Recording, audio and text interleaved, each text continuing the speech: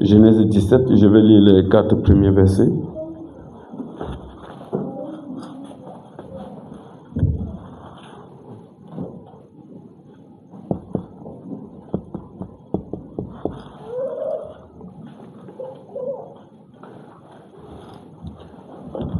Je lis pour nous. Lorsqu'Abraham fut âgé de 99 ans, l'Éternel apparut à Abraham et lui dit, « Je suis le Dieu Tout-Puissant, marche devant ma face et sois intègre. J'établirai mon alliance entre toi, entre moi et toi, et je te multiplierai à l'infini. » Abraham tomba sur sa face et Dieu lui parla en disant, « Voici mon alliance que je fais avec toi, tu deviendras père d'une multitude de nations. On ne t'appellera plus Abraham, mais ton nom sera Abraham, car je te rends père d'une multitude de nations. » Amen.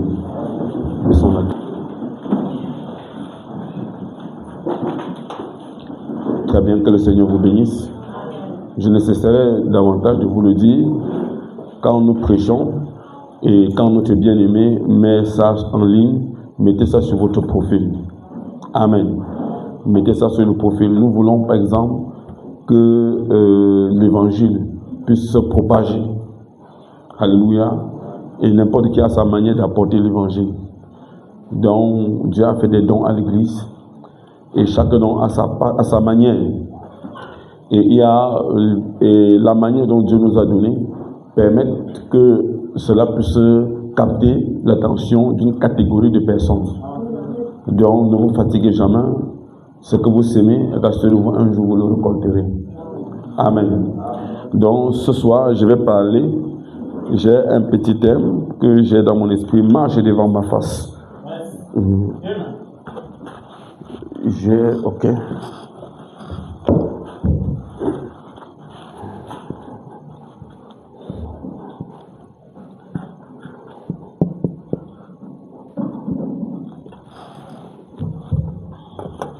Marcher devant ma face, c'est quelque chose que je vous avais dit, c'est depuis la semaine passée que j'entends ça dans mon esprit. J'entends ça se répète et ça ne fait que se répéter. Marche devant ma face. Amen. Ok, et avant même de continuer, cette nuit-ci, j'ai rêvé de l'enlèvement. Ça m'a traversé comme une sueur froide. Je vous assure, je me suis étendu au lit. Le matin, je ne savais pas là où je me trouvais vraiment. J'ai vu.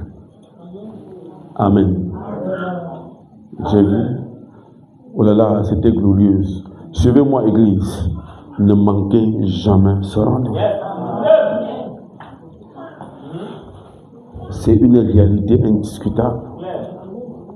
Je vous assure que j'ai vécu ça. Au point que je me suis écroulé devant, par exemple, en cet esprit.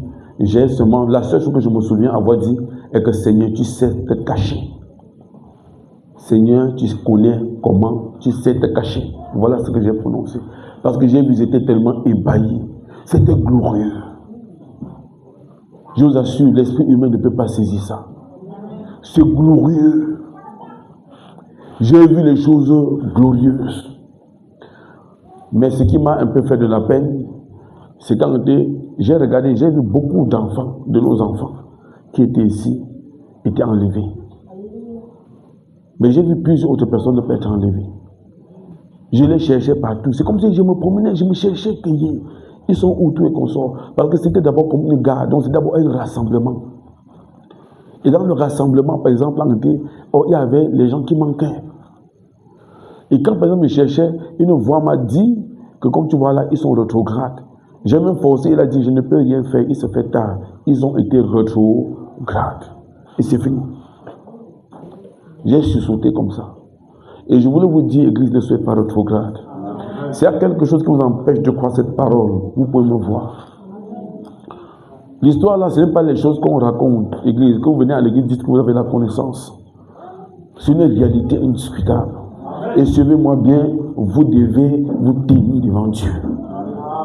Amen. et tenir devant Dieu et dire que Seigneur, vraiment je marche correctement. Dieu est tellement simple, Église. Vous avez lu ce que j'ai posté, n'est-ce pas, dans le groupe ce matin. Dieu est tellement simple. Et je vais vous demander, vous marchez comment devant Dieu? Quelle est votre espérance? Est-ce que vous êtes en ordre avec le Seigneur? Est-ce que vous faites ce que Dieu dit? Ne venez pas à l'église et ratez l'enlèvement.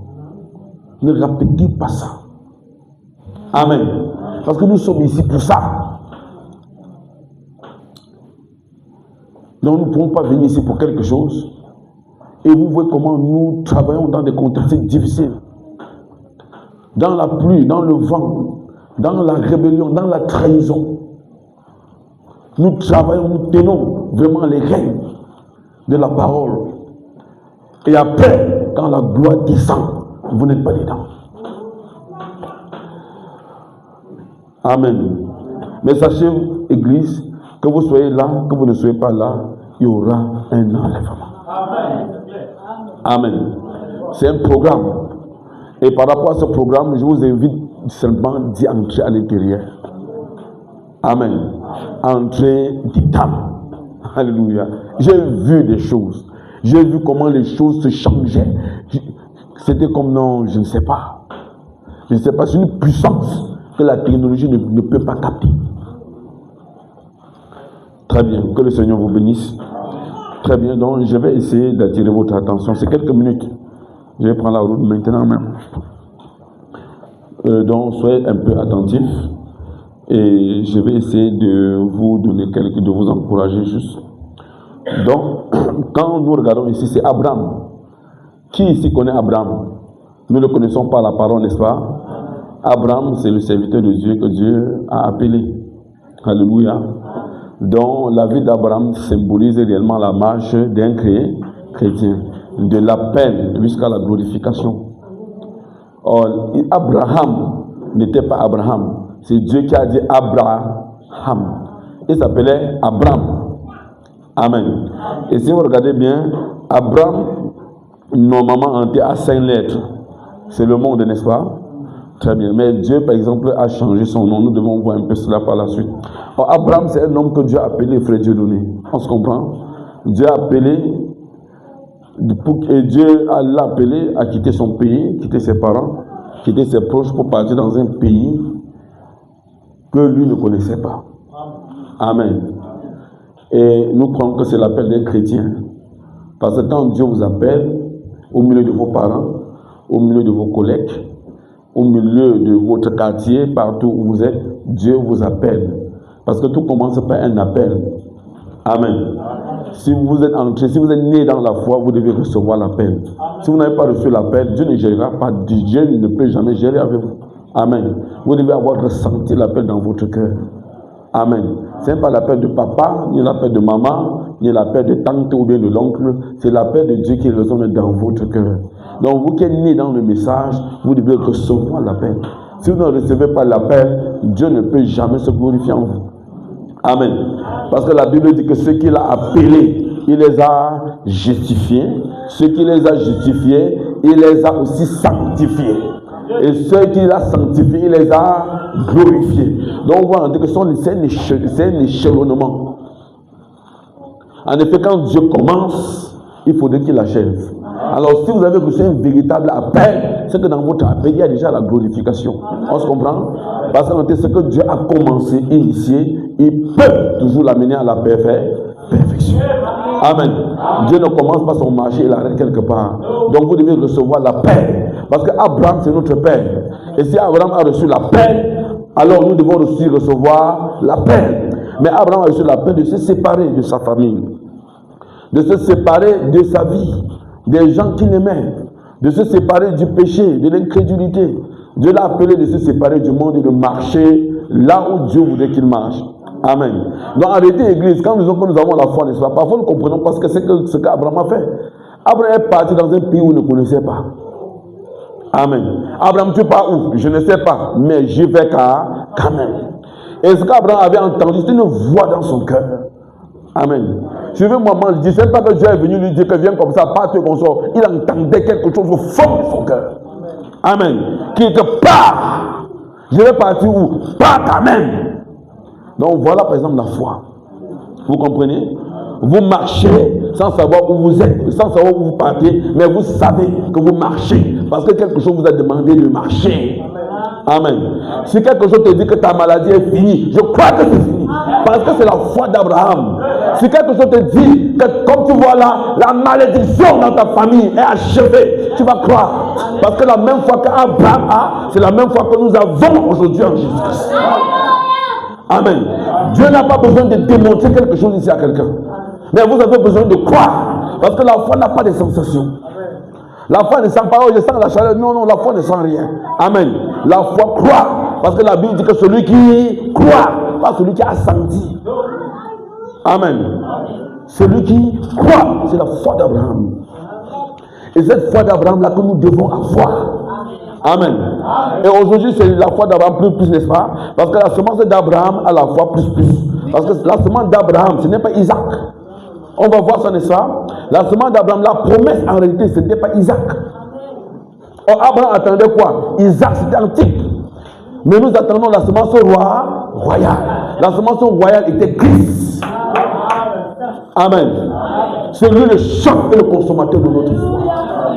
C'est pourquoi si vous placez votre confiance en lui, il ne vous laissera pas. Vous monterez dans la gloire avec lui. C'est lui, il est puissant. C'est le maître de l'univers. Amen. Si t'enlèves, s'il veut t'enlever, t'enlèvera. Mais la seule manière de t'enlever, c'est que c'est sur la base de la foi. Il ne t'enlève pas parce que tu passes la pitié de toi. Il ne t'enlève pas parce que tu pleures. Il ne t'enlève pas parce que tu es jeune les 21 jours, les 41 jours. Il t'enlève à cause de la foi que vous avez. Et cette foi-là que vous avez, c'est lui qui vous donne. Parce que la Bible dit, c'est lui qui initie la foi en nous et l'amène à la perfection. Amen. On se comprend, n'est-ce pas, Église? Donc voilà Abraham qui reçoit l'appel. Et quand Abraham reçoit l'appel, depuis qu'il était jeune, n'est-ce pas, il a marché avec Dieu. Amen. Dieu lui a fait la promesse. Vous comprenez, n'est-ce pas, Église? On appelle ça une alliance inconditionnelle. Abraham n'avait pas mérité quelque chose. C'était l'appel. Si Dieu vous a appelé, vous n'avez pas mérité quelque chose. C'est la grâce. C'est pourquoi vous ne pouvez pas vous moquer de quelqu'un. Vous ne pouvez pas vous moquer d'un homme ou d'une femme. Vous ne pouvez pas vous moquer d'un païen qui est dehors là. Parce que si vous avez reçu la grâce, sachez que c'est la grâce. La grâce, c'est quelque chose dont tu n'as pas mérité. Amen. Et c'est ça la semence d'Abraham. Le début, c'est la grâce. Et ça commence par l'appel. Or, cet homme-là a marché devant Dieu des années et des années. Et lorsqu'il avait presque 65 ans ou 75 ans, alors Dieu vient lui faire une promesse. Que comme tu vois là, parce qu'il était marié avec sa demi-sœur. Il était marié avec sa sœur consanguine. C'est ce que cela dit. Parce que dans l'Ancien Testament, c'était possible. C'était normal. Mais aujourd'hui, ce n'est plus normal. Les cousins et les cousines qui dorment ensemble, qui ont même des bébés. Le grand frère et la petite soeur qui ont des bébés, on ne sait plus qui est grand-père, qui est père, on ne sait même plus. Voyez-vous, ça c'est la mort qui est dans le camp. Amen. Si vous épousez quelqu'un de votre famille, ou bien si vous avez des enfants entre vous, avec les gens de la même famille, ça tue complètement. Soit les poissons, les chromosomes qui se croisent, n'est-ce pas? Donc en réalité, l'enfant va devenir un malade. L'enfant ne sera jamais normal. Vous comprenez? Parce que c'est une malédiction de Dieu. Avant, c'était possible. Parce que Caïn a épousé sa sœur. Amen. Caïn a épousé sa petite sœur. C'est la vérité. Parce que la Bible dit en réalité que l'histoire nous révèle par exemple qu'Adam a eu plus de 17 enfants. Et rassurez-vous, dans la Bible, on ne compte jamais les femmes, on compte seulement les garçons. Donc quand il est parti dans la religion de Nob, il a pris ses sœurs pour femmes. C'est comme ça que ça marche. Dans l'Ancien Testament, c'était possible, n'est-ce pas? Mais aujourd'hui, ce n'est plus possible. Amen. Donc très bien, nous devons faire suffisamment attention, n'est-ce pas? Parce que le monde est devenu perverti. Tout ce qui n'était pas en ordre, on dit aujourd'hui que c'est en ordre. Tout ce qui est faux, on disait tout ce qui était faux, aujourd'hui on arrange pour que ça devienne aussi vrai. Mais ça ne peut pas être pour autant vrai. Parce que la parole de Dieu ne change pas. Amen. Donc quand par exemple Abraham a vécu avec sa femme Sarah, ce n'était même pas Sarah, c'était Saraï. Amen. C'était Saraï. Et il a vécu des années avec cette femme. Et puis, il n'avait pas d'enfant. Ils ont cherché l'enfant pendant toute leur jeunesse, avec tout leur pouvoir, avec tout ce qu'ils pouvaient faire. Ils n'ont pas pu avoir un enfant. Or, c'est à 75 ans, Sarah avait presque 65 ans. 75 ans, oui, que Dieu descend, il dit à Abraham que comme tu vois là, je vais te donner un enfant. Tu auras un enfant. Alléluia. Et Abraham a fait quoi? La Bible dit qu'Abraham a cru pendant 25 ans. C'est là où je vais m'arrêter là. Abraham a cru pendant 24 ans. Donc chaque jour, depuis que Dieu a dit à Abraham que tu vas avoir un enfant, Abraham s'est préparé. Parce que la Bible a dit qu'Abraham a cru contre toute attente. Donc chaque jour, le gars croyait que je vais avoir l'enfant là le lendemain. Chaque jour, il croyait. Et comme ça pendant 24 ans. Il avait déjà acheté le couche. Donc le couche qu'il avait acheté avait fait presque 20 ans, 23 ans, 25 ans. Pour attendre un enfant. Mais c'était une chose bizarre. Parce que comment, par exemple, un homme de 75 ans, regardez un homme de 75 ans aujourd'hui, il a de la peine pour marcher. C'est ça, n'est-ce pas? Ça, c'est le jour où Dieu lui fait la promesse. Et puis, il attend 25 ans. Imaginez un homme de 100 ans. Voyez-vous, il y a les hommes de 90 ans qui ne sortent même plus de la chambre. Donc, on le porte simplement. Vous ne verrez plus un homme appelé de 80 ans dire qu'il va accoucher un enfant. Parce qu'il y a une femme qui a l'âge de 80 ans dit qu'il va accoucher un enfant. Elle va accoucher quel genre d'enfant? Même vous ne voyez pas que c'est la folie. Si une mère se tient là-bas dehors, elle n'arrive même pas à se tenir debout. Ses os sont maigres comme ça, elle est déjà déchiquetée à tous les niveaux. Elle parle même déjà à peine. Et puis vous entendez par exemple, elle vous dit que j'attends un enfant. Ça paraît un peu bizarre, n'est-ce pas? Ça paraît bizarre, ça paraissait bizarre au temps d'Abraham aussi. Amen. Mais suivez-moi bien, ce que Dieu a dit finira toujours par s'accomplir. Amen. Ça peut paraître farfelu, ça peut paraître impossible par l'intelligence humaine, par nos facultés, ça peut paraître impossible. Mais ce que Dieu a dit finira toujours par s'accomplir. Amen. Donc, ici dans le texte, Abraham avait cru Dieu pendant 24 ans. Il dit pour recevoir cette promesse-là. Le gars croyait. Et la Bible dit qu'il appelait toutes choses qui étaient contraires à la promesse comme n'existant pas. Frère Dieu donné. Que le gars se lève.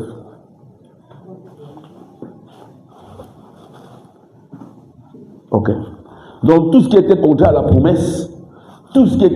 la promesse, Abraham disait que ça n'existait pas.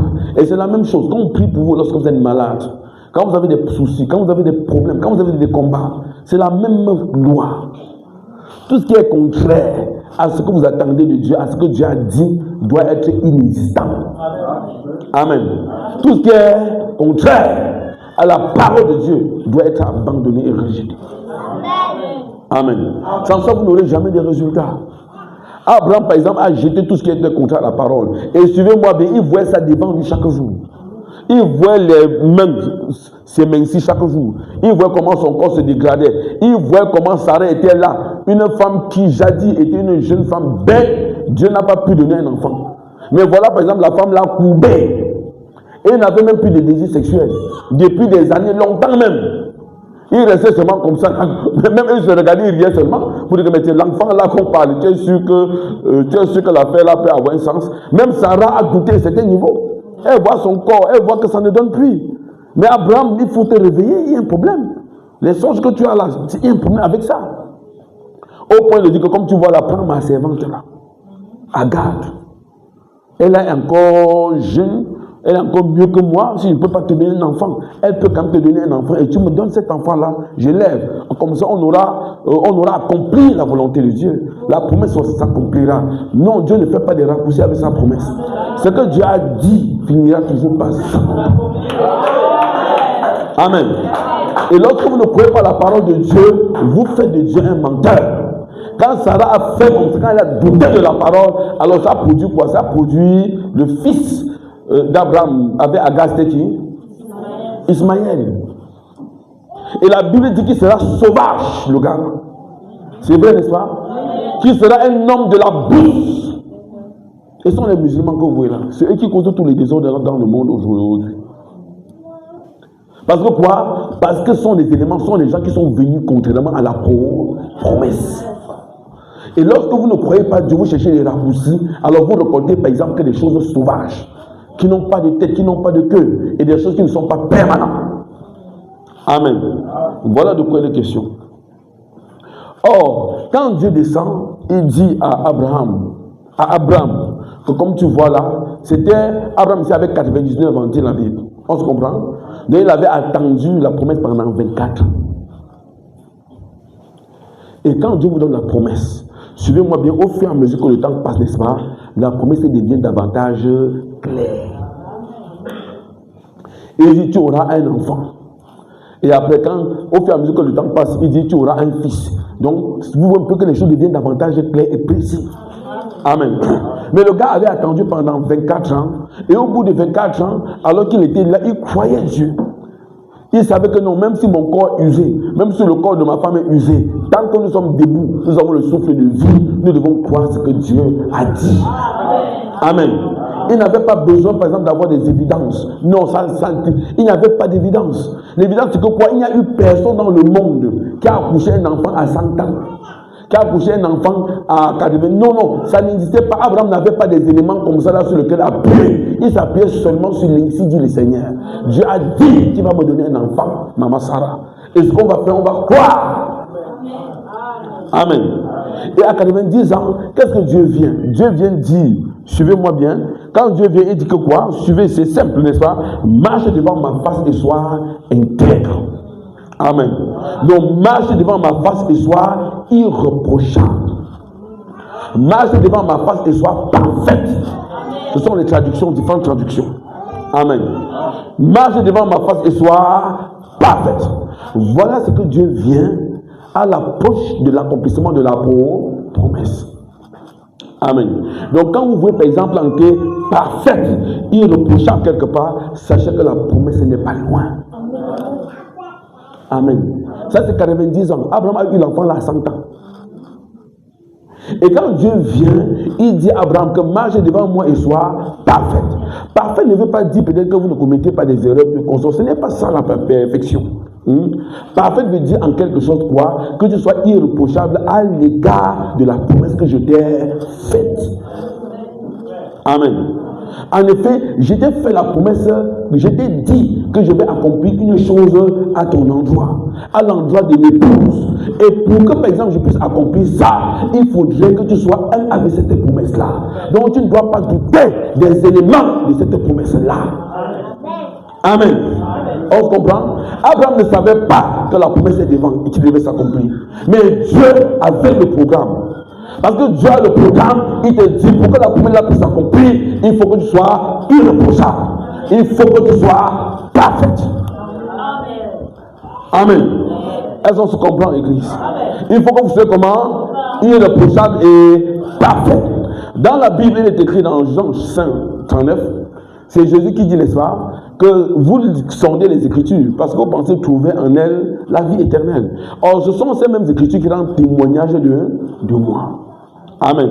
Or, Jésus montrait par exemple à ces pharisiens, à ces hommes de la loi qui lisaient la loi, la Torah chaque jour, qu'il y a un problème avec vous-même. Parce que la Bible là, c'est mon témoignage. Amen. La Bible, c'est votre témoignage, Église. La Bible que vous voyez, c'est votre témoignage. Donc la Bible parle de votre histoire. Amen. Or, Jésus voulait leur faire comprendre que tout ce qui est dit dans la Bible là, c'est de moi qu'on parle. J'ai regardé la Bible là pour voir si je fais quelque chose autre que ce que la Bible a dit. En effet, Jésus était parfait. Jésus était irréprochable. Pourquoi il était irréprochable? Parce que tout ce que la Bible a dit de lui dans l'Ancien Testament, il manifestait ça. Amen. Donc vous voyez ce que veut dire parfait, n'est-ce pas? Vous voyez ce que veut dire irréprochable, n'est-ce pas? Tant que par exemple je suis dans la promesse que Dieu a faite, je suis parfaite. Parfaite par rapport à la promesse. On n'est pas parfaite par rapport aux lois de ce monde. On est parfait par rapport à ce que Dieu a dit. Quand Dieu disait à Abraham que soit parfait, c'était parfait par rapport à la promesse qui devait s'accomplir. Que continue de croire Continue de croire, continue de proclamer, continue de marcher de façon irréprochable par rapport à la promesse. En effet, il ne faut pas que la promesse te condamne. Il ne faut pas que la promesse te reproche de quelque chose que tu n'as pas cru de cette promesse-là. Est-ce qu'on se comprend, Église? Est-ce que vous saisissez? Amen. La perfection, ce n'est pas la perfection des moines. Les gens qui restent seulement assis comme ça, là, même la mouche, il ne peut pas tuer. On se comprend? Ce n'est pas ça la perfection. La perfection, ce n'est pas que vous ne commettez pas des erreurs. On se comprend? Parce que la Bible dit que le juste tombe cette fois et se relève.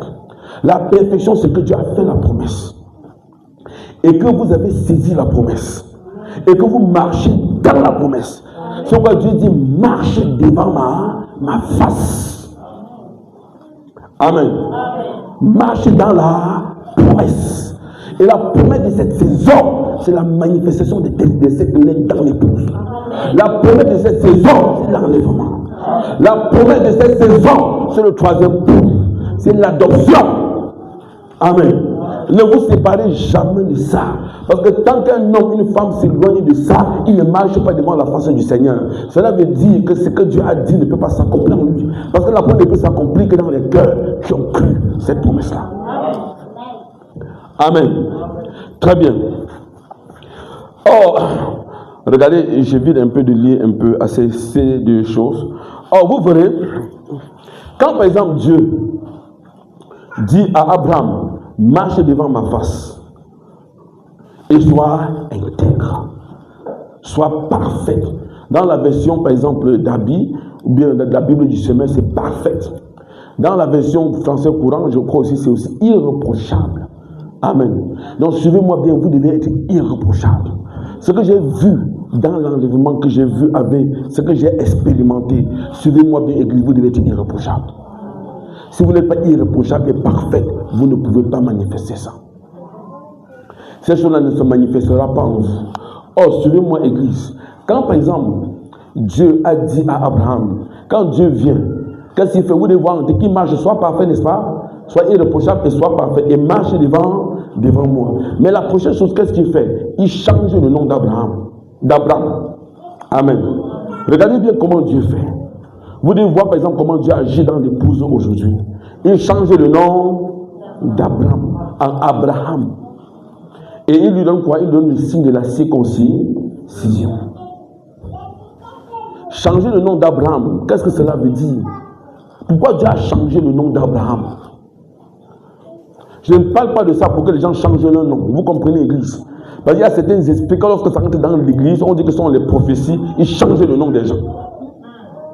Que non, toi qui t'appelles Marinette, tu vas plutôt t'appeler Marie maintenant. Parce que Marie, c'est le nom de Jésus. On se comprend? Toi qui t'appelles Jean Bosco, maintenant tu vas t'appeler Ananias. On se comprend, n'est-ce pas, Église? Non, tel là, comme je vois ton nom, c'est Samuel. Ton nom, ce n'est plus... Ton nom n'est plus qui est la NS. Vous comprenez? Ça, c'est l'obscurité. Amen. Je veux d'abord enlever ça à l'église. On se comprend? Parce qu'il y a certains dons qui se promènent partout là, ça change le nom des gens. Et après avoir changé le nom, rien ne se produit. Suivez-moi bien, église. C'est Dieu qui a changé le nom d'Abraham. Parce que les noms ont des impacts. Nous apprécions que les gens changent des noms. Ça, c'est vrai. Mais il faut que les noms que vous ayez soient des noms à problème. Quand vous avez donné le nom de Rihanna à un enfant, l'enfant là va être comment? Vous attendez que l'enfant là soit quoi? Parce que le nom porte des esprits. Amen. Quand vous appelez un enfant Beyoncé, ça sont les nouveaux noms qui sortent de l'enfer. Et l'enfant va être comment après? Vous puisez un nom de diable, vous mettez sur l'enfant. C'est ce nom-là qui va influencer l'enfant, n'est-ce pas? Et le frère Branham dit, au lieu d'appeler le nom d'un enfant Elvis Presley, ou bien par exemple Beyoncé ou Rihanna, appelez le numéro 1, numéro 2, numéro 3. Amen. Donc si vous n'avez plus de nom, appelez l'enfant là que numéro 1, numéro 2, numéro 3. Amen. Moi je peux apprécier que vous changez de nom comme ça, mais ne dites pas que les dons doivent venir changer les noms. Amen. Donc vraiment, nous balayons ça du revers de la main. Parce qu'en réalité, nous croyons que Dieu sait ce qu'il fait. Quand Dieu a changé le nom d'Abraham, regardez bien, Église. Pourquoi Dieu change le nom d'Abraham en Abraham? Abraham veut dire que quoi? Le père d'une multitude. En effet, vous verrez en réalité que le nom d'Abraham ne reflétait pas la promesse. Le nom qu'Abraham avait ne reflétait pas l'action de Dieu dans la vie d'Abraham. Amen. Donc pour que la promesse puisse s'accomplir, il fallait que le nom d'Abraham puisse être le nom de la promesse. Donc la promesse que Dieu a faite à Abraham est devenue son nom. En effet, pour qu'une promesse puisse s'accomplir, il faudrait que vous puissiez vous identifier à la promesse, de telle manière que la promesse qui doit s'accomplir puisse devenir votre nom même. Amen. Alors quand on dit enlèvement, tu sursautes. Parce que c'est ton vrai nom. Suivez-moi bien. Alain, Josué, Jean-Baptiste, donc Frère Dieudonné, tout Ferdinand, ce ne sont pas des noms. Amen. Ce sont les noms que Babel, la confusion nous a donnés. Amen. Beaucoup de noms que certains ont, ce sont les noms que les bordels de nos parents. On dit que donne le nom de Jean-Louis là à ton fils. Si tu ne donnes pas, je vais te barrer. Oui, que nos noms le plus souvent sont des erreurs. Parfois on donne le nom à nos enfants parce que ce sont les noms de nos copines lorsqu'on était en classe de 4e, 5e. Que non, je donne comme ça là, parce que j'ai pensé à la fille là. Ah, non, il s'appelait Jacobi. Et puis, pap, voilà un enfant qui sort Jacobi. Pourtant, par exemple, c'est le nom du péché. Donc, tous nos noms, en réalité, par exemple, c'est la confusion. Nos vrais noms, c'est la promesse. Amen. Donc, pour que nous puissions voir la promesse être accomplie, il faudrait que nous puissions nous identifier à la promesse de la saison. Et c'est ça que Dieu a montré à Abraham. Que pour que la promesse puisse s'accomplir, suis-moi Abraham, il faut que tu sois intègre et tu marches devant moi, ma face. Oui, c'est ça. Et marcher devant ma face se symbolise en deux choses. La première alliance, je change ton nom. La deuxième alliance, c'est la circoncision. Ça, c'est marcher de façon parfaite devant moi. Amen. Si vous ne croyez pas quelque chose, Dieu ne la manifestera jamais pour vous. La Bible dit, nous ne mourrons pas tous. Suivez-moi bien, Église. Il faut que tout ce qui concerne l'enlèvement, nous puissions nous identifier. Amen. Est-ce que vous comprenez, Église? Le nom d'Abraham, c'est quoi? Le père d'une multitude. Parce que Dieu a dit que la promesse que je vais te faire, c'est que je vais te multiplier à l'infini. Amen. Et pour que tu te multiplies à l'infini, alléluia, il faut que tu commences par porter le nom même de cet infini-là, de la promesse-là. Et c'est pourquoi il a donné le nom d'Abraham à lui. Amen. C'est ça en réalité, Église. Et c'est le problème de l'Église aujourd'hui. Le problème de l'Église aujourd'hui est que l'Église a beaucoup de noms. Ils ont plusieurs noms, mais leur nom ne reflète rien en la promesse. Amen. D'autres s'identifient à l'église, d'autres s'identifient au banda, d'autres s'identifient par exemple à quoi? Aux hommes. On se comprend? Aux hommes. Oh, c'est la troisième poule. D'autres, c'est quoi? C'est selon la gerbe agitée. D'autres, c'est surtout et consort. Ça, c'est la promesse. Dieu a dit à Abraham que je vais multiplier ta descendance jusqu'à l'infini. Et il a dit, tu seras le père de la multitude. C'est pourquoi il a changé, il a pris la promesse. Et la promesse est devenue le nom d'un nom. Parce qu'il fallait que suivez ça, c'est phénoménal. Et il faudrait que l'église qui part à l'enlèvement doit s'identifier à l'enlèvement. Amen. L'enlèvement est connecté au troisième pouvoir, à l'adoption, connecté à la perfection, connecté aux sept tonnerres. Parce que les sept tonnerres même, c'est l'enlèvement. Amen. C'est ça qui ouvre la porte à l'enlèvement. Voilà de quoi il est question. Amen. La deuxième chose, c'est quoi? C'est la circoncision. Vous pouvez lire par exemple tout le chapitre. La circoncision, Dieu donne, il dit que je fais l'alliance avec toi, Abraham. Amen. Parce qu'en fait, il faut la circoncision. La circoncision, c'est un type du baptême du Saint-Esprit. Dans l'Ancien Testament, c'était physique. On circoncisait les enfants mâles. On se comprend? Mais dans le Nouveau Testament, c'est spirituel. On ne voit pas. Mais c'est une marque spirituelle, n'est-ce pas? Sur l'épouse. Amen. En effet, c'est ça le véritable baptême de l'esprit. Et baptême de l'esprit aujourd'hui, je vais un peu vous épater. En effet, c'est ça la véritable révélation. On se comprend à l'église. Et c'est ça que nous appelons l'huile de réserve. Amen. C'est ça l'huile de réserve. Parce que l'huile de réserve, en fait, c'est ça la révélation qui identifie les gens dans la même église. Celui qui parle et celui qui ne parle pas. Amen. C'est ça la circoncision. Parce que si c'est une circoncision du cœur, ne venez pas à l'église vous asseoir et me regarder comme ça. Ça ne tient pas debout. Vous devez être circoncis dans votre âme. Vous devez marcher avec Dieu. Vous devez avoir une marque qui vous différencie du monde. Une marque qui vous fait comprendre que vous partez dans la gloire.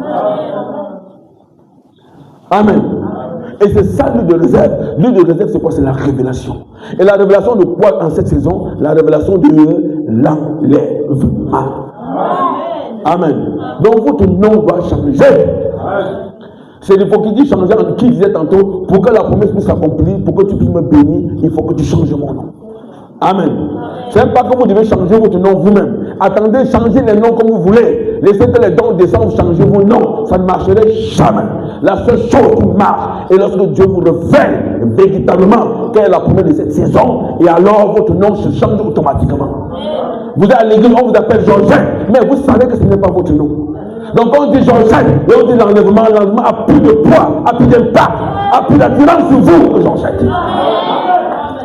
Amen. C'est ça, Église. Quand on dit enlèvement, nous sommes tous en alerte maximale. Amen.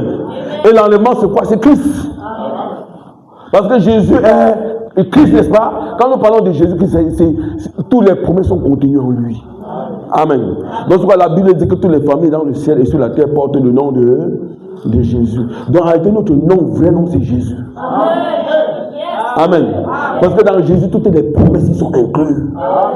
Je venais tous de lire, par exemple, tout ce qu'a eu, tout ce que la Pentecôte a eu, est le droit inaliénable de l'Église. Tout ce qui s'est passé à la Pentecôte, c'est notre droit. Vous pouvez l'avoir. L'Église doit manifester. Il doit avoir le feu dans vos cœurs. Il doit avoir le feu à l'Église. Amen. C'est pourquoi vous n'adorez pas. Pourquoi vous ne chantez pas? Vous êtes à l'Église, parfois les gens sont malheureux. C'est parce que vous ne réalisez pas qui est Dieu. Vous ne savez pas dans quelle saison vous trouvez. Amen. Vous faites comme un enfant égaré. Mais si vous réalisez que votre souffle de vie ici, c'est Dieu qui vous le donne. Même les habits que nous portons, Dieu en est la source. Amen. Je vous assure, vous devez l'adorer. Amen. Et vous savez que frère Sylvain, que ce corps-ci va se changer. Amen. Vous ne pouvez pas retenir. Même le recteur, même le ministre, même le président ne peut pas vous retenir. Suivez-moi bien, parce que la terre, ce n'est pas le chez vous. Ça, ce n'est pas le chez nous. Notre patrie, c'est de l'autre côté. Et c'est là où nous voulons partir. Nous ne sommes pas ici pour porter de l'argent. Nous ne sommes pas ici pour chercher la gloire. Nous sommes ici parce que nous savons que nous sommes en escale. Et Dieu nous a envoyés ici pour que nous soyons des témoignages qu'il est vivant. Amen. Donc voilà la circoncision. Alléluia. C'est une alliance. Alléluia. Et quand Dieu vous révèle ces choses-là, révéler ne veut pas dire que je connais l'enlèvement. C'est le cri, c'est la voix, c'est la trompette. Ça, c'est la connaissance. Ça, c'est une information que tu as. On se comprend. Mais quand nous parlons d'une révélation, c'est quelque chose dans laquelle tu vis. Ça vit en toi et ça s'exprime. Amen. Ça t'impacte, ça change tes pensées, ça change tes idées, ça change ta manière de parler, de t'habiller, de t'asseoir, ta manière de réfléchir. Tu es impacté par quoi? Par le nom que Dieu a placé sur toi. Amen. Et le nom que Dieu place sur vous, c'est le nom de la promesse. Un frère Dieu donné. Quand on change ton nom de Dieu donné à Jean-Claude là, ça apporte quoi? Quand tu t'appelles Jean-Claude, je sais. Ça, c'est même quoi ça? Vous n'avez rien fait, n'est-ce pas? Très bien. Vous devez dire à ce don-là que pardon, laisse mon nom tranquille. Amen. Que je connais déjà mon nom. Amen. Je m'appelle 1 Thessaloniciens chapitre 4 verset 16-17. C'est ça? Je m'appelle 1 Corinthiens 15-51. Amen. Je m'appelle Hébreu 11. Alléluia. Tout ça, c'est mon nom. Quand tu appelles ça, c'est une vibration dans mon cœur. C'est une vibration dans mon âme. Amen. Je suis si heureux Parce que j'ai un nom nouveau. Amen. Et le nom nouveau, c'est le nom de la promesse. Les gens passent du temps à chercher le nom nouveau de Jésus. Vous cherchez le nom nouveau de Jésus, votre nom même nouveau, c'est quoi? Amen. Mais nous connaissons qui est notre nom, vrai nom. Amen. Vous connaissez votre nom maintenant? Donc vous pouvez dire que frère, appelez-moi enlèvement. Amen. Si tu es quelque part au marché, on dit frère enlèvement, frère enlèvement. Tu dis me voici. Amen. Les zibis doivent te regarder comme ça. Hey. C'est quel genre de nom comme ça? Ils ne savent pas ce qui se cache derrière le nom là. Ce qui se cache derrière le nom, c'est la décomposition de ce corps. C'est le départ de l'église. Je ne vous laisserai pas seul. Je m'en vais vous préparer une place. Que votre cœur ne se trouble point. Parce que là où je suis, là vous serez aussi. Amen. Voilà notre nom. Et pour 11:40, c'est que nous sommes le Saint-Esprit. Elle est lui, lui est. L'Esprit et l'épouse de la même chose. Donc vous pouvez m'appeler frère Saint-Esprit. On va dire que certains pasteurs vont dire que c'est encore quoi comme ça là. Oui, c'est mon nom. C'est mon nom. Vous avez quelque chose contre mon nom? Ce n'est pas votre nom, c'est mon nom. Amen. C'est le nom de la promesse. Amen. C'est ça, vous faites comme ça, vous dormez bien. Vous avez des faux songes comment? On vous poursuit dans le songe comment? On poursuit le Saint-Esprit dans le songe. Non, non, non, c'est impossible, église. C'est parce que vous voulez porter sur des vieux vêtements. Vous ne voulez pas vous détacher de ça. Libérez-vous de la vieille alliance. Libérez-vous de ces alliances. Libérez-vous de ce qui est faux des vieux vêtements. Dépouillez-vous. Amen. Et recevez la vie. Que la vie soit en vous. Que la puissance soit en vous. Parce que vous êtes sa vie. Amen. Très bien, vous le croyez? Oh, regardez par exemple, quand par exemple, vous voyez quand Dieu dit parfait, et quand Dieu fait l'alliance, c'est dans le but de faire quoi? Et quand Dieu a donné l'alliance, suivez-moi bien, quand par exemple Dieu a établi comme ça, vous devez voir que dans le même chapitre, Dieu leur rend visite. Amen. Parce que quoi? Il a accepté. Vous avez accepté les conditions même de Dieu. Suivez-moi bien, marche devant ma face et sois parfait. Amen. Donc vous avez saisi la promesse. Vous avez marché dans la promesse. Et la promesse est en train de vouloir se manifester. Alors Dieu vient te rencontrer. Je ne veux pas entrer dans l'image où par exemple c'est Dieu, où Dieu descend lui-même rencontrer dans la chaîne de Mamré. Et vous le savez bien, c'est le message du temps de la fin. Amen. C'est notre message. Suivez-moi bien, ne quittez jamais le message. Je vous dis, église. Suivez-moi bien, église. Suivez le message que vous avez, William Aron Branham. C'est ça qui vous amène dans la gloire. Est-ce que vous comprenez, église? Je vous parle en tant que pasteur. J'ai traversé des moments difficiles parce qu'il faudrait que le Seigneur me parle. Le message que vous avez, c'est ça qui vous amènera là-bas. Amen. L'ange, nous n'avons pas la photo ici. L'ange a dit à Abraham que voici ce message va préparer et annoncer ma seconde venue. Amen. Or, vous devez voir que quand les gars là ont cru la promesse, comme vous croyez la promesse ce soir, comme la promesse, comme je vous le donne, vous comprenez? Comme je vous la donne. Ne croyez pas selon vos pensées. Ne croyez pas selon les histoires d'une église que vous prenez ailleurs. Non. Croyez comme je vous dis. Je suis responsable ici. Parce que j'ai reçu la commission de lui dire comme ça. Amen. Alors quand par exemple ils ont cru la parole, Dieu est venu le rencontrer. C'est pourquoi Gabriel et Michael doivent chevaucher vos âmes. Ils doivent vous rencontrer si votre marche est parfaite et irréprochable. Il est comme ça par rapport à quoi? Par rapport à ce que je vous ai dit. Amen. Dieu est descendu lui me rencontrer Abraham. Donc le Dieu qui lui est parlé dans la journée. Que comme tu vois là, comme il se reposait, Dieu est venu. Je crois que c'était une vision ou bien une songe que Dieu lui parlait. Mais quand c'était dans la nuit, quand Dieu change son nom dans la nuit, et quand il s'assoit sur les chemins de marée, voilà 3 hommes qui viennent vers lui. Amen. Et c'est comme ça, n'est-ce pas? Si vous croyez la promesse que je vous dis, Dieu va venir vers vous. Qu'est-ce qui attire Dieu? C'est la promesse. Dieu ne vient pas avec vous. Dieu ne vient pas vers vous jouer le doge. Dieu ne vient pas avec vous pour que vous asseyez parler de la tontine du quartier. Ou bien organiser, par exemple, en thé, vos anniversaires et vos deuils. Quand Dieu vient, c'est parce qu'il y a une promesse qui va accomplir. Amen. Quand Dieu vient, c'est parce que la promesse là est devenue un homme quelque part. Amen. Donc la promesse était devenue Abraham. Parce qu'Abraham portait le nom même de la promesse.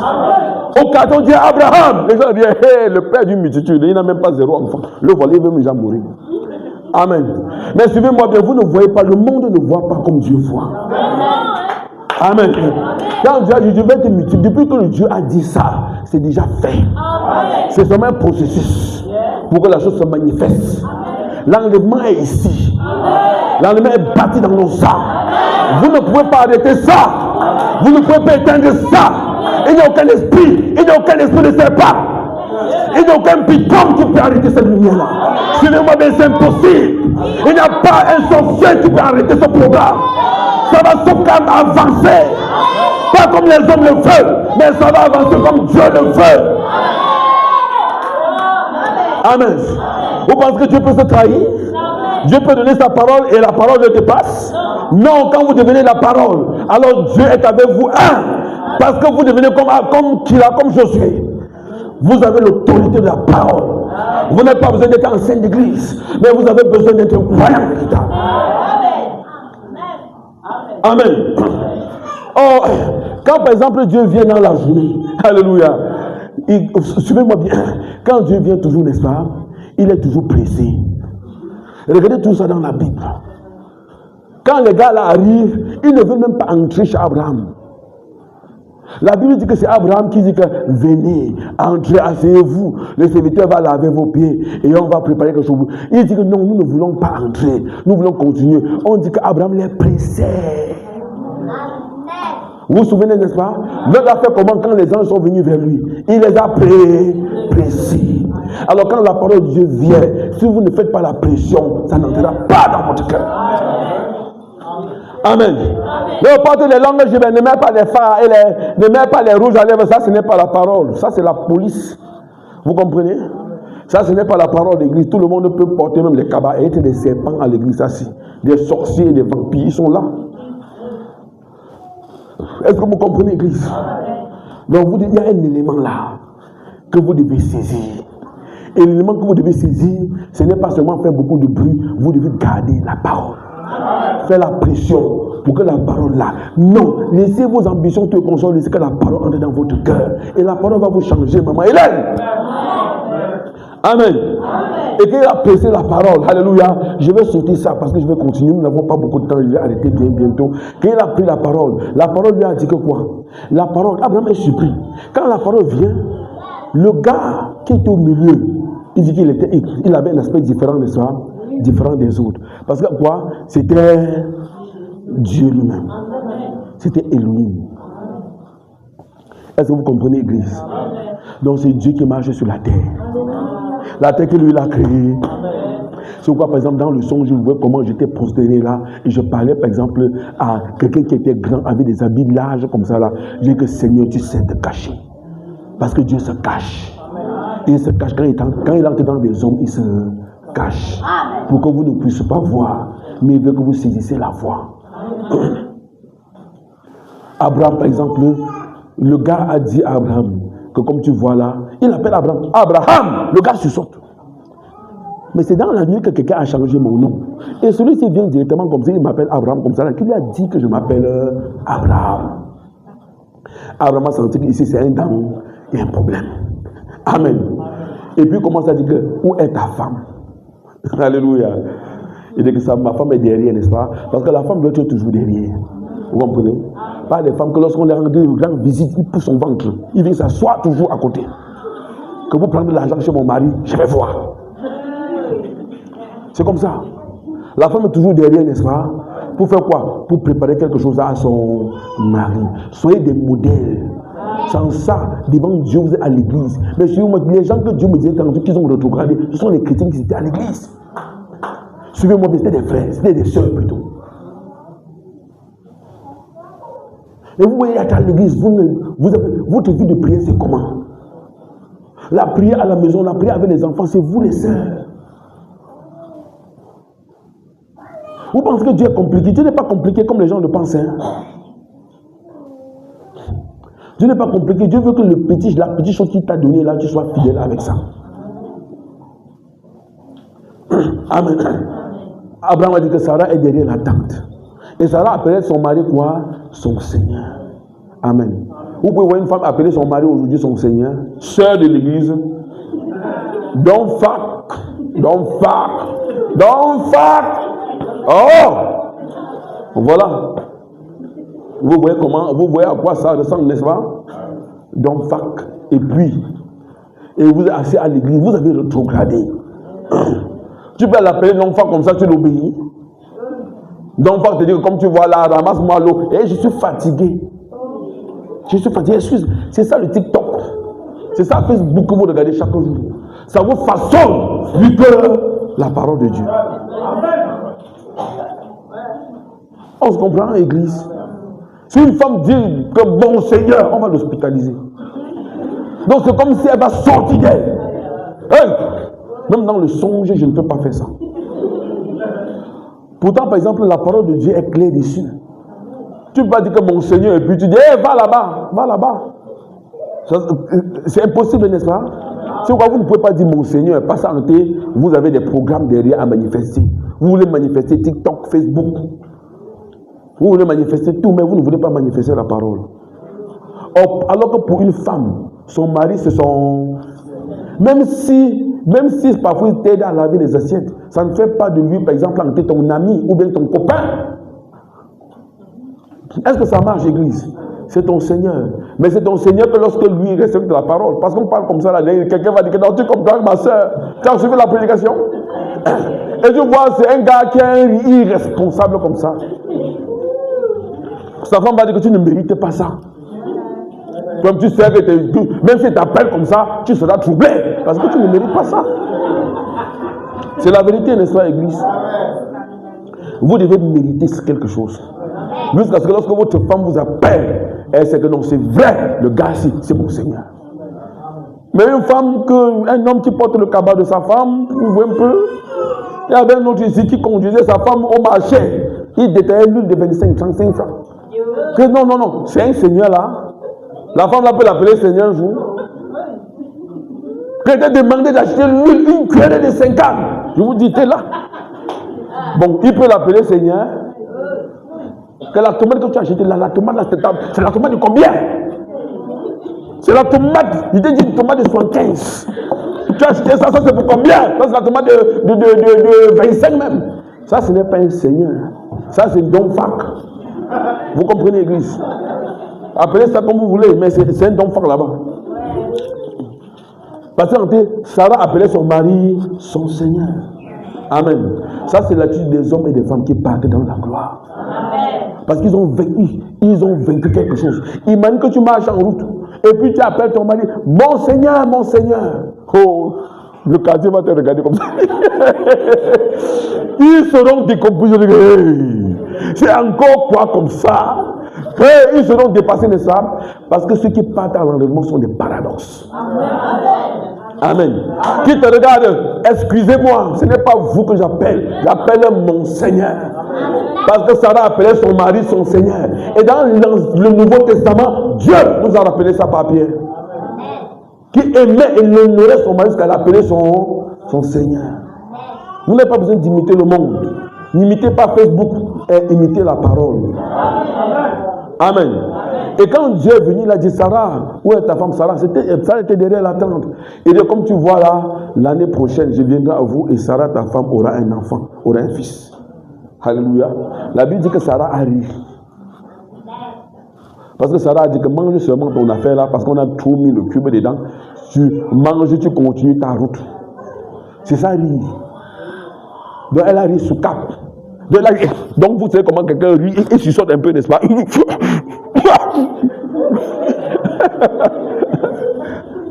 Et quand elle a fait comme ça, n'est-ce pas? Elle était loin derrière. Mais subitement, par exemple, l'homme qui dit, l'homme qui a Dieu qui a dit, il a dit que pourquoi ta femme a-t-elle ri? Et elle a parlé à haute voix. Et Sarah a été glacée dans son cœur. Que donc ce que je suis en train de faire là, il y a un homme devant qui me voit en face. Parce que vous ne pouvez pas vous cacher devant Dieu. Amen. Et quand Sarah vient, non, c'est quand Sarah est venue, elle a dit, mais pourquoi ce que j'ai dit, tu as ri? Parce que c'était la mort. Amen. Il n'y a pas de l'expiation comme aujourd'hui, on rit de Dieu et on s'en sort. On s'en sort physiquement, mais on est mort. C'était la mort. Mais Sarah dit que je n'ai pas ri. Dieu dit, tu as pourtant ri. Alors elle savait qu'elle n'était pas devant un homme ordinaire. Elle se trouvait devant la divinité. Elle se trouvait devant le Créateur du ciel et de la terre. Amen. Même Abraham s'est soumis. Parce qu'il a dit, et quand il a fait, il a changé leurs deux noms. On se comprend, n'est-ce pas? Alors c'était des dimensions. Dieu dit que l'année prochaine, je vais revenir. Je vais sauter cette partie-là. Mais regardez, il restait combien? Un an. Dieu a dit l'année pro, au temps de la vie. Amen. Au temps de la vie, c'est quoi? Au temps où la promesse devient vivante. Vous portez d'abord la promesse en vous et la promesse se manifeste. Regardez un homme de 99 ans, 100 ans, qui aujourd'hui va porter une promesse, va manifester une promesse. Mais Dieu l'a dit. Dieu, c'est le Créateur. Si Dieu a dit quelque chose, il va le faire. Amen. Oh Yaba. Suivez-moi bien. Si Dieu a dit quelque chose, ça va se manifester. Amen. Je saute la partie de Sodome et Gomorrhe. Regardez, quand par exemple Dieu a laissé Abraham, il est descendu, il est parti, les deux autres âmes sont descendus à Sodome. Ils ont déjà fini avec Sodome, n'est-ce pas? Ce que vous voyez dehors là, c'est la mort. C'est les types de la vie, sont les ombres. Amen. Vous ne pouvez plus trouver la vie dehors. Il n'y a plus. Ils auront la Bible, ils auront des églises, ils auront des onction, mais ils n'auront pas la personne qui a marché avec Abraham. Parce que la personne est restée avec Abraham et la personne est restée avec la semence, avec l'épouse. Amen. Et le frère Branham dit c'est le messager. Est-ce qu'on se comprend, église? Est-ce qu'on se comprend? Et le frère Branham dit c'est le dernier signe. Il n'y a plus de signe que vous devez recevoir avant l'enlèvement. Ça, c'est le dernier signe. Amen. Le message du temps de la fin. Et quand par exemple l'ange est parti, quand par exemple Dieu a dit comme ça, là, il a fondu, n'est-ce pas? En effet, il est resté, par exemple, il est parti. Amen. Et c'est là où Abraham intercédait tout et consort. Avant que par exemple, parce que Abraham ne voulait pas le laisser partir. C'est ça la puissance de l'intercession église. Intercéder. Pas seulement en groupe. Depuis vous ne me voyez pas parce que je dors très tard. Je rentre à la maison très tard. Je dors très tard, vraiment, je vous dis. Donc, il faut au moins, par exemple, que je puisse me tranquilliser un peu. Mais suivez-moi bien, église. Alors, ça, c'est la puissance de l'intercession. Vous voyez comment Abraham a intercédé, n'est-ce pas, pour que Dieu ne détruise pas Sodome et Gomorrhe. Amen. Mais je laisse. Quand Dieu a dit que Sarah aura un fils, et après, par exemple, quelques jours, qu'est-ce qui s'est passé? Leurs corps ont commencé à changer. Amen. Ça n'est pas changé directement, n'est-ce pas? C'est jour pour jour que leurs corps ont commencé à changer. Parce que la promesse devait s'accomplir. Est-ce qu'on se comprend, église? Est-ce que vous voyez, église? Pour que, par exemple, vous puissiez saisir la promesse, vous devez d'abord devenir la promesse. Et la deuxième chose, il faut que Dieu vous fasse entrer dans un baptême dans la promesse. Une révélation qui va vous faire comprendre réellement ce que c'est la chose que Dieu va accomplir. Et quand Abraham a saisi ça, regardez, leurs ponts commençaient à changer. Un père de 100 ans, il est devenu comme un jeune homme, comme Ferdinand. Sarah est devenue comme Stariel. Amen.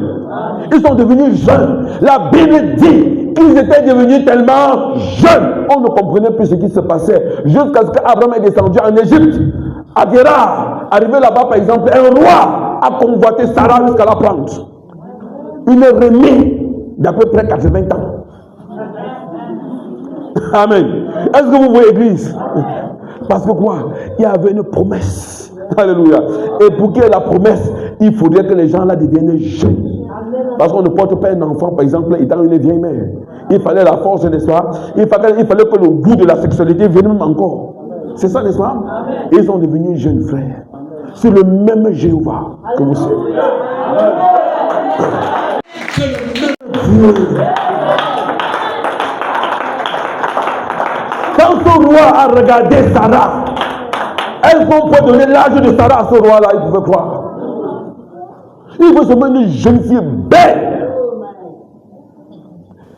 Il a dit que non, je vais la prendre. Abraham a dit que c'était même pas sa femme, c'était sa sœur. Amen. Vous voyez comment, par exemple, Dieu peut faire du paradoxe? Ça, c'est le Dieu de la paradoxie. Amen. Et c'est ça, Église. Quand vous prenez l'enlèvement, quand vous prenez réellement la promesse, et que la promesse habite en vous, n'est-ce pas? Alors, au fur et à mesure que le temps passe, vous êtes en train de rajeunir. Amen. Est-ce que vous comprenez? C'est pourquoi, par exemple, au ciel, recevez-moi bien, il n'y aura pas d'enfants d'un an. Il n'y aura pas de pères de 50 ans ou bien des mères de 60 ans. Nous aurons tous 18 ans.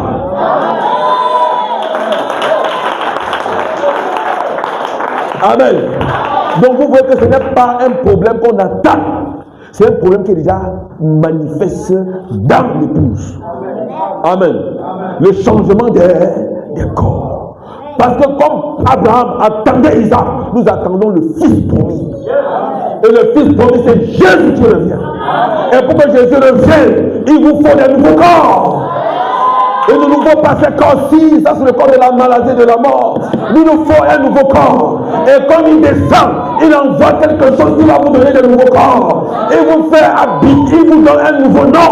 Et le nom de la promesse. Et la deuxième chose, il vous donne une alliance.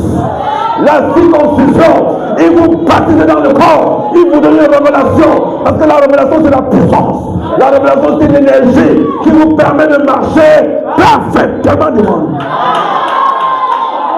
Amen. Le monde ne posera pas de belles questions. Le monde ne saisira pas ça. Mais rassurez-vous, je vous ai dit, c'est lui j'ai vu. Il vous faut cette révélation. Il vous faut une marche parfaite, une marche irréprochable. Comme il a dit à Abraham, marche devant ma face et sois intègre. Amen. En d'autres termes, ne regarde ni à gauche, ne regarde ni à droite. Sois intègre dans ce que j'ai demandé. Amen. Je ne sais pas ce qui t'attend, mais moi je connais le programme. Amen. Je connais l'heure, je connais le moment. Mais la seule chose que j'ai essayé de te dire, c'est que tu es dans la saison où la chose va se manifester. Et nous sommes dans la saison du départ. Amen. D'autres personnes vont nous faire croire qu'on va passer par eux pour partir. Nous ne passerons pas par quelqu'un d'autre. Amen. Le sang est versé. Le programme de Dieu est libéré. Amen. Et rien ne peut nous retenir. Cela change. Mais suivez-moi bien, Église. Vous pensez que Dieu est fou? Dieu n'est pas fou. Ce qu'il a dit, il va accomplir. Il n'y a pas d'église. Il n'y a pas de système. Il n'y a pas de dénomination qui peut vous retenir. Vous ne passerez pas par aucun système. Vous ne passerez pas par aucun système de suivisme. Vous ne passez, non, ça ne passe pas par là. Ça passe par la révélation même de sa parole dans votre. Amen. C'est Dieu qui est venu à Abraham lui-même. Vous comprenez? Et attendez-vous que Dieu vous rende visite.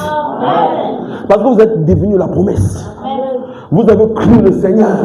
Vous avez reçu son programme. Mais là, il va venir lui-même. Amen.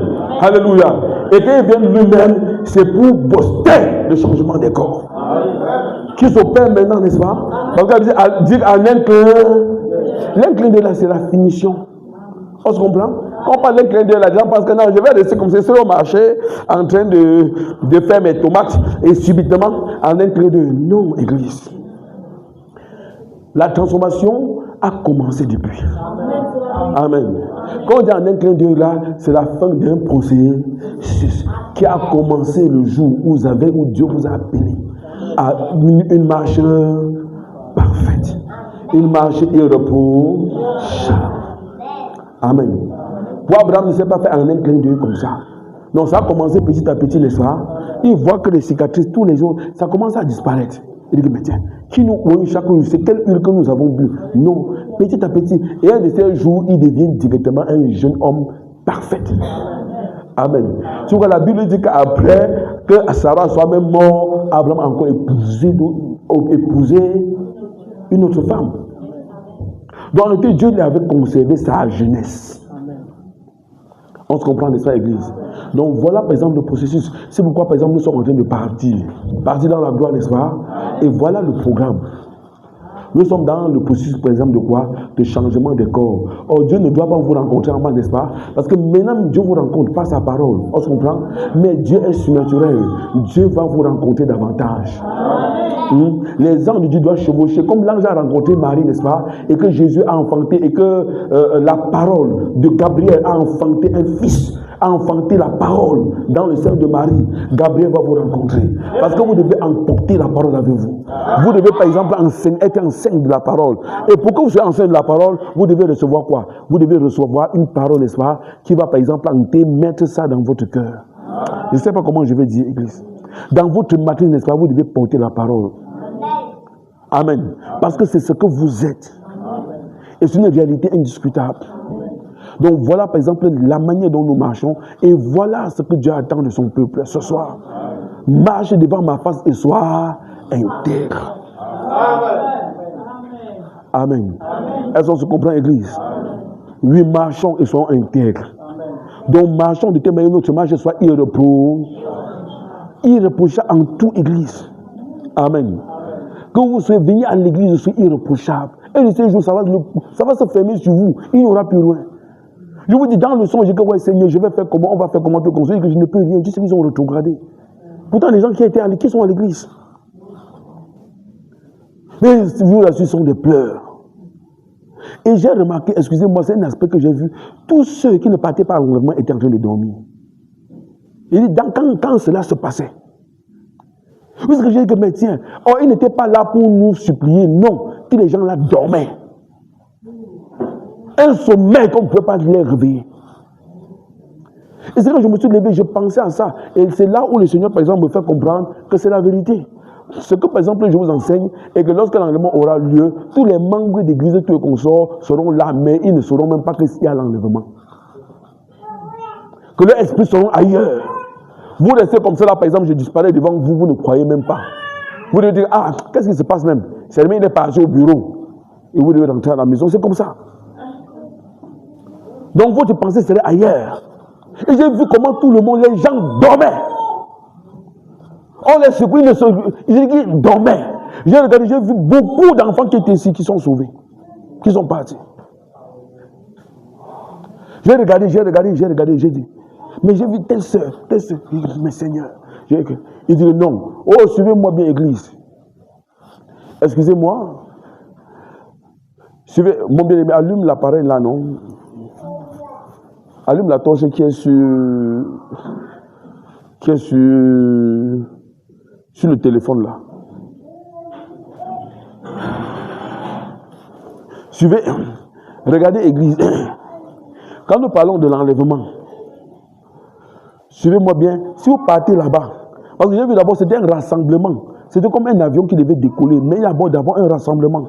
Suivez-moi bien, si par exemple vous ne partez pas à l'enlèvement, si vous avez quelqu'un qui ne part pas à l'enlèvement, les gens disent qu'on va arriver là-bas, on va arriver tous les consorts. Mais suivez-moi bien, église. Si vous ratez l'enlèvement, si vous êtes un papa et que votre enfant rate l'enlèvement, suivez-moi bien, vous ne serez jamais en peine de cet enfant-là. Est-ce que vous me suivez, église? Je vous dis la vérité, hein?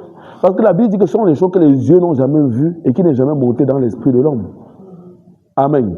Donc quand vous voyez vraiment la gloire, je vous dis, église, quand vous voyez l'affaire là, vous oubliez tout. Vous oubliez un jour que vous avez eu un enfant. Vous oubliez votre femme, vous oubliez votre mari, vous oubliez tout. Toutes les autres choses disparaissent parce que la Bible dit que quoi? Toute chose est devenue quoi? Nouvelle. Amen. C'est vraiment des choses réelles. Quand vous traversez là-bas, vous oubliez tout. Amen. Or, si quelqu'un n'est pas de ce groupe-là, c'est qu'il ne sera pas. Et ne dites pas que je vais avoir la peine, quand je serai en train de fêter, je vais sursauter, que tel est où. Tu ne vas même jamais sursauter, même si ton mari ou bien ta femme. Vous comprenez? Parce qu'on ne part pas là-bas en groupe. C'est une affaire individuelle, dit le frère Branham. Amen. Donc voilà par exemple de quoi il est question. Que le Seigneur vous bénisse abondamment. Je vais m'arrêter là.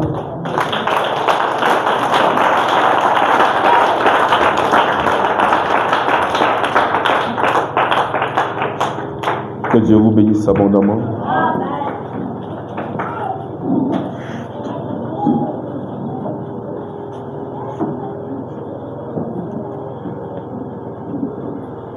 La marche, comment? La marche parfaite. Marche devant ma face. Amen. Marche devant ma face et sois irréprochable. Et sois parfaite. Amen. Il y aura beaucoup de troubles. Il y aura beaucoup de choses que tu vas voir. Même ton corps va parler contre toi, va parler contre la promesse. La nature va parler contre la promesse. La science va parler contre la promesse. La technologie va s'élever même contre la promesse. Mais ce que j'essaie de te dire, c'est que sois irréprochable, sois parfait. Que le Seigneur vous bénisse abondamment. Baissons dans la tête, mes frères, mes bien-aimés.